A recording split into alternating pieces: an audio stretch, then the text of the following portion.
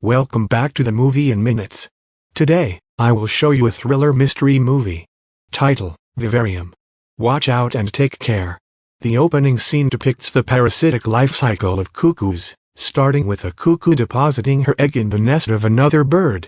The cuckoo chick pushes the other baby birds out of the nest and, by the end, has grown disturbingly larger than its surrogate mother, who continues feeding the ravenous intruder. After school, Gemma, a primary school teacher, meets her boyfriend Tom, a handyman. They drive to an estate agent's to inquire about buying a house. The agent, Martin, greets them in a strange manner, in an office filled with identical model houses. They tell him they are not interested in the properties, but he insists on taking them to see one, and they follow him to a suburban development called Yonder, which is filled with identical greenhouses. Martin shows them around house number 9. He asks if they have children, and when Gemma replies, "No, not yet," he mimics her reply perfectly. They look around the garden, then re-enter the house to find that Martin is gone. They attempt to drive out the way they came in but find themselves at number 9 again. In disbelief, they drive around the endless, identical streets until they run out of petrol. They sleep in the house. The next morning, Tom climbs to the roof and gapes at the rows of identical roofs stretching out to the horizon. They try to escape on foot, but consistently return to number 9. They eventually give up and find a box full of tasteless vacuum-packed food and supplies left in front of the house. In desperation, Tom sets fire to the house, and they sleep on the pavement. When they wake, another box has been left for them. This time it contains an infant, and the message: "Raise the child and be released." When the smoke clears, they see that the house is undamaged. 98 days later, the infant has grown to resemble a 10-year-old boy who speaks in a strange, adult-like voice and who, like Martin, mimics Tom and Gemma's voices. The creature demands attention and emits a high-pitched scream when he does not get it. Gemma prepares the tasteless food delivered to them. They sit together in the garden with a pickaxe, waiting to attack whoever delivers and collects the boxes, but they see no one. The boy stands watching them. Tom starts to dig a hole in the garden, thinking it will lead somewhere.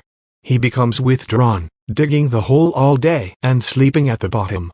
In the living room, the boy sits before the television, which shows bizarre, fractal-like patterns. When Gemma's maternal instincts cause her to care for the creature, Tom locks it in their car, intending to starve it. However, Gemma takes pity on the creature and continues caring for it. They play games and have a picnic while Tom digs relentlessly. One day the boy goes missing, and returns with a book full of strange symbols and images of humanoids with throat sacs. When Gemma asks him to mimic the person who gave him the book, he makes strange, rasping sounds and inflates his throat sacs. Soon the boy has matured to resemble a young adult, and Tom and Gemma have grown fearful of him. Gemma prepares his meals, and she and Tom eat in their bedroom, which they have barricaded. Tom becomes sick, coughing and unable to wash himself. The boy leaves during the day, and Gemma tries to follow him, but always finds herself back at number 9. Tom continues to dig, and he finds a body in a vacuum bag. The boy locks Gemma and Tom out of the house. They sleep in the car. Tom grows sicker. When Gemma pleads with the boy for medicine for Tom, he replies, "Maybe it's time he is released." When Tom dies in Gemma's arms, the boy zips him into a vacuum bag and throws it into the deep hole Tom has dug. After another night locked out, Gemma ambushes the boy with the pickaxe, but only manages to wound him. The creature hisses and crawls on all fours into a labyrinth under the pavement. Gemma follows it and crashes through the door into a red-tinted house, where another boy sits watching television patterns, while a different woman sobs at the kitchen table.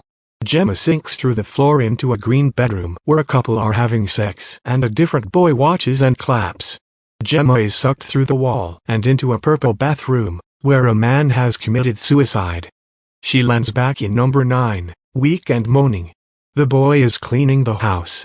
He carries her to a vacuum bag and explains that mothers die after raising their sons.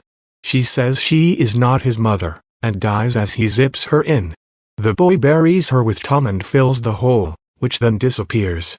After filling their car with gas, he drives back to the estate office, where an aged Martin lies dying in his chair. The boy takes Martin's nametag, who then expires, having finished his life cycle. The boy puts Martin in a vacuum bag, folds it up, and puts it into a file drawer. He sits down in the chair and waits. When another couple walks in the door, the boy stands to greet them. Make sure to subscribe and turn on the notifications so you can watch more video like this. Thanks for watching.